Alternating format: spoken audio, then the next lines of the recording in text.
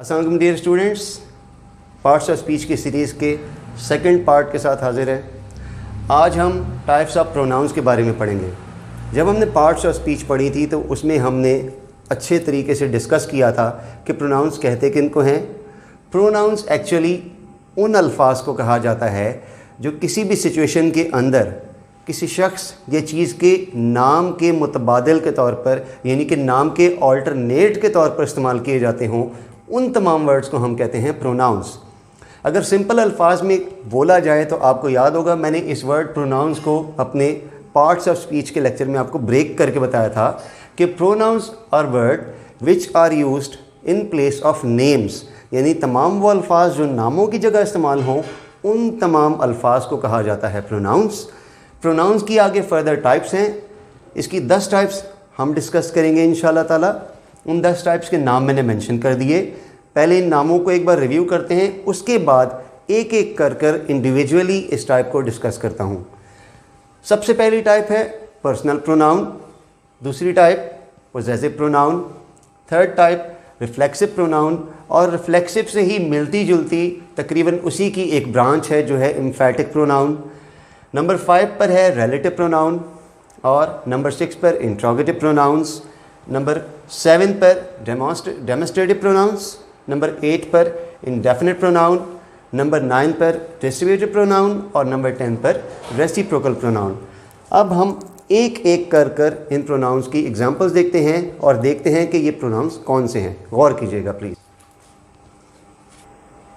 जी students, अब हम अपनी फर्स्ट और सेकंड टाइप से स्टार्ट करते हैं। प्रोनाउंस की फर्स्ट टाइप जो मैंने आपको लिख कर दी थी वो थी personal pronoun. Word personal pronoun, personal का वर्ड निकला है पर्सन से, यानी किसी एक शख्स से या ऑब्जेक्ट से या शख्सियत से। पर्सनल प्रोनाउंस ऐसे प्रोनाउंस होते हैं जो किसी स्पेशल सिनेरियो में या किसी डिस्कशन के अंदर आने वाले शख्स के नाम की जगह एक ऐसा शख्स या ऐसी जगह या चीज़ जिसके बारे में हम नाम दे चुके हों पहले स्टार्ट के अंदर और हम जानते हो कि किसकी बात की जा रही है, उसके नाम को बार बार रिपीट करने के बजाय जब हम ऑल्टरनेट के तौर पर कोई वर्ड यूज़ करेंगे तो वो वर्ड कहलाएगा हमारा personal pronoun. Personal pronoun 3 types के होते हैं। फर्स्ट पर्सन प्रोनाउन जो शख्स बात कर रहा हो, सेकंड पर्सन जिस शख्स से बात की जा रही हो, और थर्ड पर्सन जिसके बारे में बात की जा रही हो या वो शख्स जो सामने मौजूद ना हो। और फर्स्ट पर्सन और सेकंड पर्सन और थर्ड पर्सन प्रोनाउंस सब्जेक्ट की जगह पर भी यूज़ होते हैं, यानी कि सेंटेंस के स्टार्ट पर भी, और ऑब्जेक्ट की जगह पर भी यूज़ होते हैं, यानी सेंटेंस के एंड पर भी।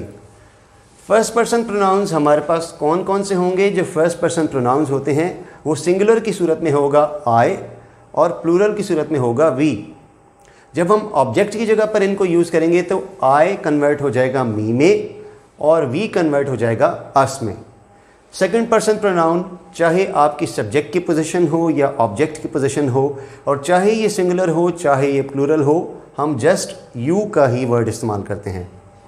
थर्ड पर्सन प्रोनाउन में ही, शी, इट और दे के वर्ड, इनको जब हम कन्वर्ट करते हैं ऑब्जेक्ट्स में तो ही का वर्ड कन्वर्ट हो जाएगा हिम में, शी का वर्ड कन्वर्ट हो जाएगा हर में, इट वैसे का वैसे ही रहेगा, और दे का वर्ड आपका कन्वर्ट हो जाएगा देम में। ये हैं आपके तमाम पर्सनल प्रोनाउंस। या तो ये सेंटेंस के स्टार्ट पे एज अ सब्जेक्ट आते हैं या सेंटेंस के एंड पर एज एन ऑब्जेक्ट आते हैं। आपने इनको सही तरीके से यूज़ करना हो, इनकी पहचान आपने याद रखनी है कि किस जगह पर इस्तेमाल हो रहे हैं, तो ये वर्ड्स आपके पर्सनल प्रोनाउंस होंगे। दूसरी टाइप है हमारी पोजेसिव प्रोनाउन। अगर आप इस वर्ड पोजेसिव को ब्रेक करके पोजेस के वर्ड को देखें, द वर्ड पोजेस मीन्स किसी चीज़ का मालिक होना, किसी चीज़ पर काबिज होना, या किसी चीज़ की मिल्कियत उस शख्स के अंडर होना। यानी कि ऐसे प्रोनाउंस जो एक शख्स की या एक चीज़ की दूसरे शख्स या दूसरी चीज़ से मिल्कियत को या उसकी पोजेशन को शो कराते हों, ऐसे प्रोनाउंस को हम कहते हैं पोजेसिव प्रोनाउंस। इसमें भी फर्स्ट पर्सन, सेकंड पर्सन और थर्ड पर्सन प्रोनाउंस आते हैं। अगर फर्स्ट पर्सन प्रोनाउन होगा तो वो होगा माय या माइन, और प्लूरल की सूरत में होगा आर या आर्स। सेकंड पर्सन होगा योर या योर्स। थर्ड पर्सन में his, her, hers, its, their और देयर्स। आप इनको सेंटेंसेस में यूज़ कर सकते हैं, तो आपको यूज़ करके ही आइडिया हो जाएगा कि ये पॉसेसिव प्रोनाउन है। जिस तरह से फ़र्ज़ करो मैं कहता हूँ इट इज़ माई कंट्री, ये मेरा मुल्क है। मैं कंट्री से अपने ताल्लुक़ को या अपनी पोजेशन को शो कर रहा हूँ, तो उस पोजेशन को शो करने के लिए मैंने माई का वर्ड इस्तेमाल किया, यानी कि मेरा। तो ये माई का वर्ड कंट्री से मेरी पोजेशन को शो कर रहा है, ये इस सेंटेंस का होगा पोजेसिव प्रोनाउन। या we should love our country, या we should respect our parents, respect our elders, teachers. यहाँ पे ये जो आर का वर्ड है, जिसको इस्तेमाल करके आप अलग अलग लोगों से या अलग अलग चीज़ों से अपनी मिल्कियत ज़ाहिर कर रहे हैं। जैसा कि मुल्क से आपने मिल्कियत ज़ाहिर की, पेरेंट्स से ज़ाहिर की, टीचर से या एल्डर से ज़ाहिर की, तो ये आर का वर्ड जो सेंटेंस में मिल्कियत को ज़ाहिर कर रहा है, ये होगा आपका पोजेसिव प्रोनाउन। अगर सेकंड पर्सन प्रोनाउन होगा तो वो आप यूज़ करेंगे योर या योर्स, जैसे कि मैंने पहले बताया। और थर्ड पर्सन में his, her, hers, its, their या देयर्स। ये सारे आपके पोजेसिव प्रोनाउंस हो गए। अब आते हैं इसकी थर्ड और फोर्थ टाइप की जानिब। जी व्यूअर्स, अब हम थर्ड और फोर्थ टाइप देखते हैं। थर्ड टाइप है मेरी रिफ्लेक्सिव प्रोनाउंस और फोर्थ टाइप है emphatic pronouns. Reflexive pronouns are self action pronouns having self और सेल्फ्स अटैच्ड। रिफ्लेक्सिव प्रोनाउन ऐसे प्रोनाउंस होते हैं जिसमें कोई सब्जेक्ट अपने ही ऊपर कोई एक्शन परफॉर्म कर रहा हो, उस प्रोनाउन को कहा जाता है रिफ्लेक्सिव प्रोनाउन। और रिफ्लेक्सिव प्रोनाउन की निहायत आसान पहचान होती है कि रिफ्लेक्सिव प्रोनाउन में हर प्रोनाउन के साथ एंड पर सेल्फ या सेल्फ्स का एक्स्ट्रा वर्ड अटैच्ड होता है।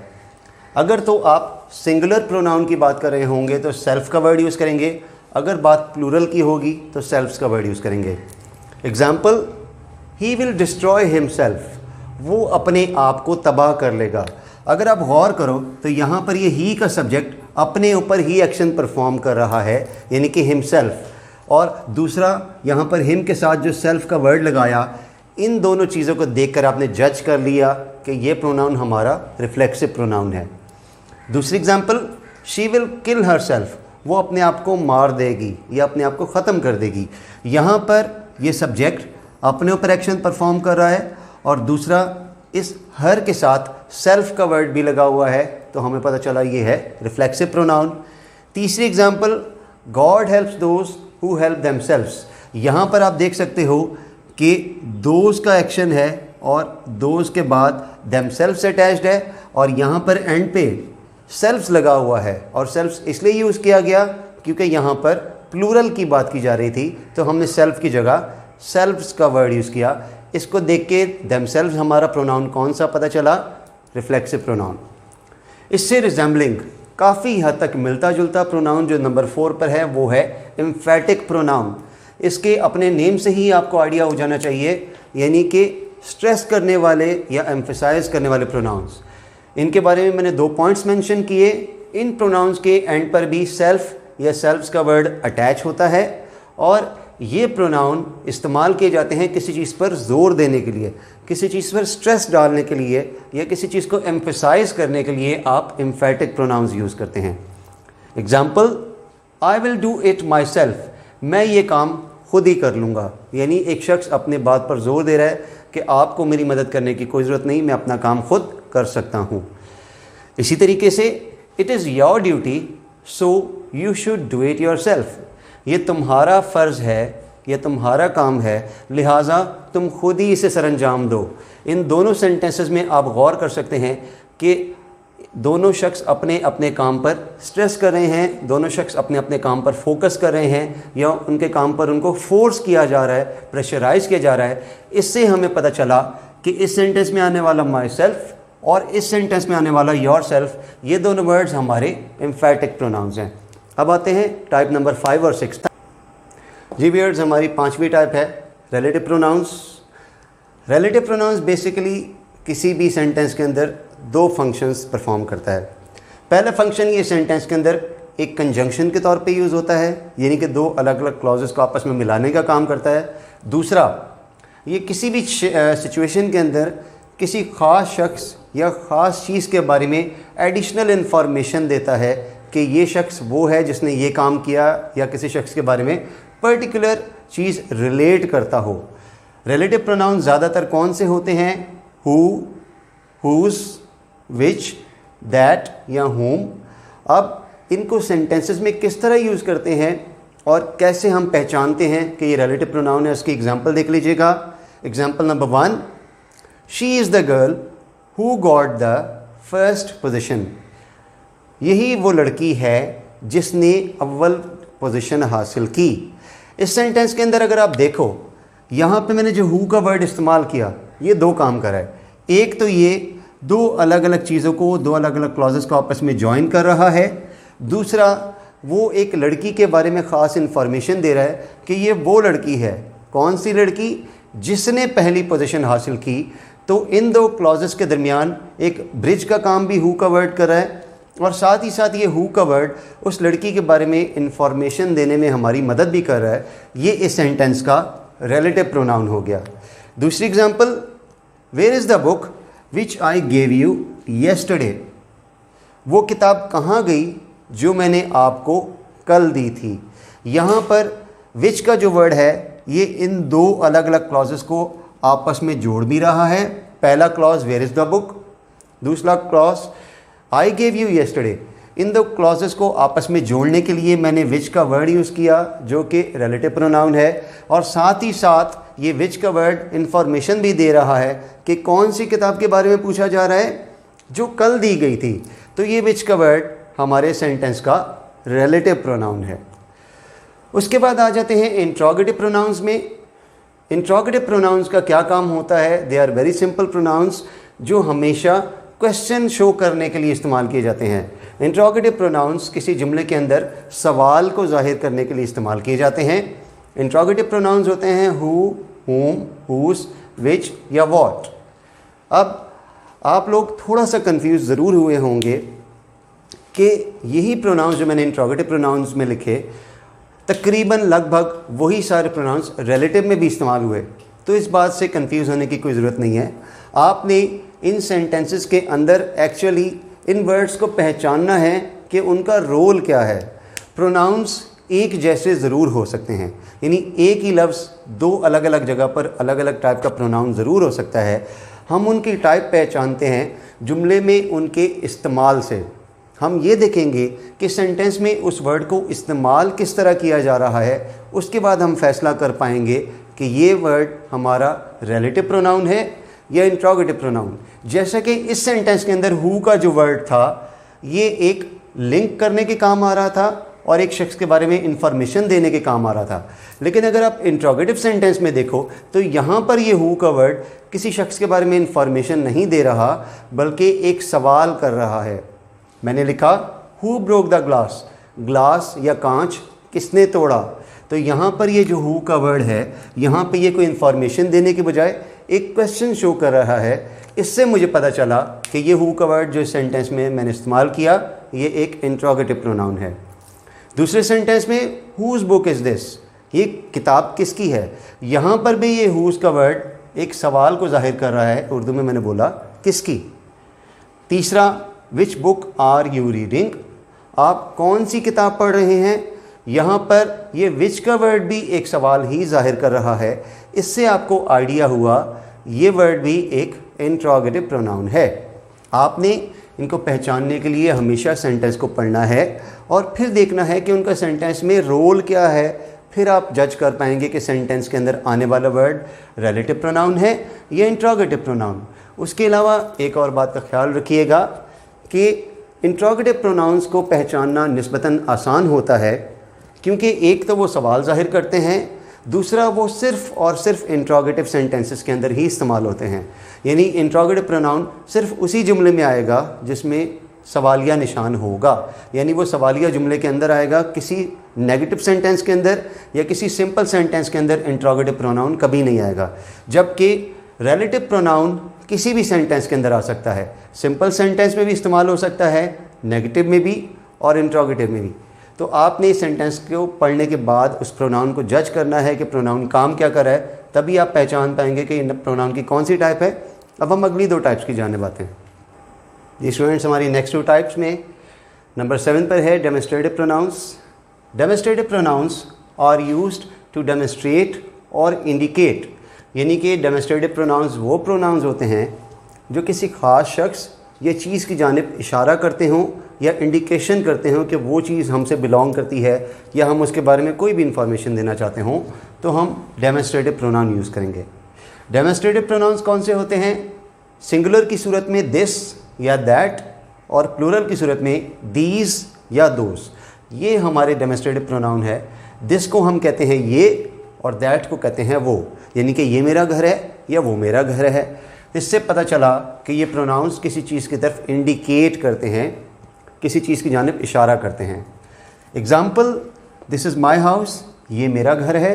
एक ख़ास घर की तरफ एक शख्स इशारा करता है और कहता है दिस इज़ माई हाउस, तो इस सेंटेंस के अंदर दिस का वर्ड एक चीज़ की जानिब या एक घर की जानिब इशारा कर रहा है, इंडिकेशन कर रहा है, तो ये हुआ आपका demonstrative pronoun. That house is not mine, वो घर मेरा नहीं है, यानी इस घर से तो एक शख्स ने अपना ताल्लुक़ शो कर दिया, लेकिन दूसरे घर से उसने ताल्लुक़ ना ज़ाहिर किया और उसको बयान करने के लिए उसने दैट का वर्ड इस्तेमाल किया, जिसका उर्दू में मतलब होता है वो। तो ये दैट का वर्ड भी मेरे सेंटेंस का डेमोस्ट्रेटिव प्रोनाउन है। नंबर 8 पे आती है इनडेफिनिट प्रोनाउंस। इनडेफिनिट प्रोनाउंस में ऐसे अल्फाज इस्तेमाल होते हैं जिसमें उस शख्स के बारे में ज़िक्र ही मौजूद नहीं होता जिसकी बात की जा रही हो, यानी कि बात को इस तरीके से बयान किया जाता है कि आपको ये अंदाज़ा नहीं हो पाए कि किस शख्स की बात की जा रही है। इस तरह के वर्ड्स जहाँ पर इस्तेमाल की जाएँ, उन वर्ड्स को हम कहते हैं इनडेफिनिट प्रोनाउंस।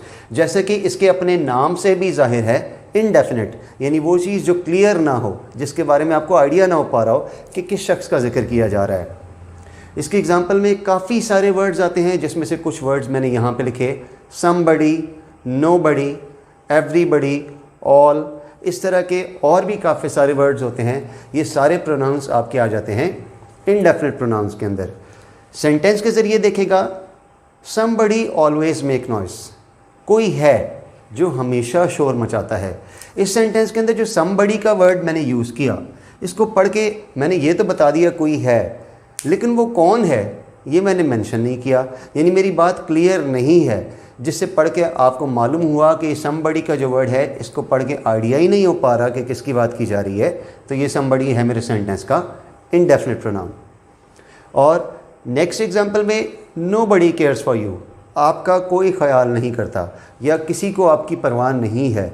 यहाँ पे ये नोबडी का वर्ड भी एक इनडेफिनिट प्रोनाउन है, क्योंकि नोबडी का मतलब कोई नहीं, लेकिन ये नहीं बताया कि किस शख्स की बात की जा रही है, कि कौन नहीं, किसी पर्टिकुलर शख्स का इधर भी जिक्र मौजूद नहीं है, तो ये नोबडी का वर्ड भी आपका इनडेफिनिट प्रोनाउन ही होगा। अब आते हैं हम अपनी लास्ट 2 टाइप्स की जानिब। प्लीज़ जी व्यूअर्स, हमारी लास्ट 2 टाइप्स में नंबर 9 पर है डिस्ट्रीब्यूटिव प्रोनाउंस। डिस्ट्रीब्यूटिव प्रोनाउंस 3 होते हैं, ईच, ईदर और नीदर। ये तीनों प्रोनाउंस सिंगल चीज़ों के लिए या सिंगल अशख़ास के लिए यूज़ किए जाते हैं। ईच का वर्ड अगर उर्दू में ट्रांसलेट किया जाए तो इसका मतलब होता है हर एक, यानी हर कोई या हर एक। ईदर का मतलब कोई एक और नीदर का मतलब कोई नहीं। हम इन तीनों को अलग अलग तरीके से डिफरेंट सिनेरियोज़ में यूज़ कर सकते हैं। एग्जाम्पल में मैंने लिखा, each boy of this class is a genius, इस जमात का हर लड़का एक ज़हीन है या शदीद ज़हीन या बहुत ज़हीन लड़का है। यहाँ पर मैंने एक एक शख्स को इंडिविजुअली जब स्पेसिफाई करना चाहा तो मैंने जो ईच का वर्ड यहाँ पे यूज़ किया, ये मेरे इस सेंटेंस का डिस्ट्रीब्यूटिव प्रोनाउन है।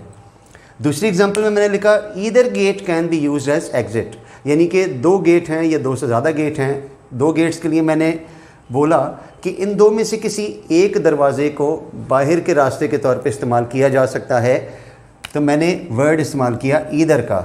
ये मेरे सेंटेंस का डिस्ट्रीब्यूटिव प्रोनाउन है।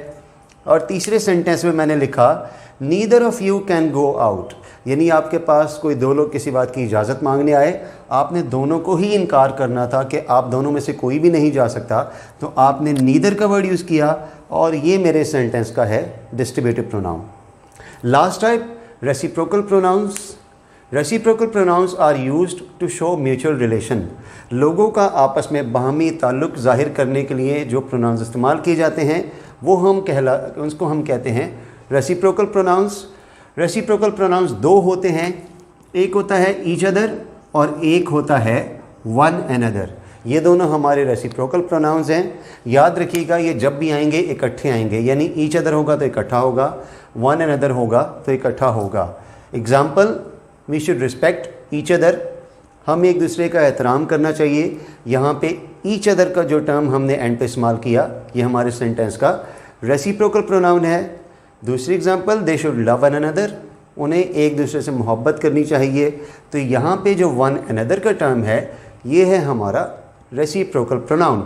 बाकी तमाम प्रोनाउंस की निस्बत इस प्रोनाउन को, रेसिप्रोकल प्रोनाउन को पहचानना काफ़ी इजी होता है, क्योंकि एक तो ये होते ही दो टाइप के हैं, उसके अलावा ये हमेशा कंबाइंड होकर यानी इकट्ठे आते हैं, जबकि बाकी कोई प्रोनाउन इस तरह नहीं आता। तो अच्छे तरीके से नाउन की 10 टाइप्स को रिवाइज़ कीजिएगा, इसकी बार बार प्रैक्टिस कीजिएगा। उम्मीद करता हूँ आपको लेक्चर अच्छे से समझ आ गया होगा। नेक्स्ट क्लास में हम इंशाल्लाह ताला पार्ट्स ऑफ स्पीच की नेक्स्ट टाइप से आपसे मिलते हैं। अल्लाह हाफ़िज़।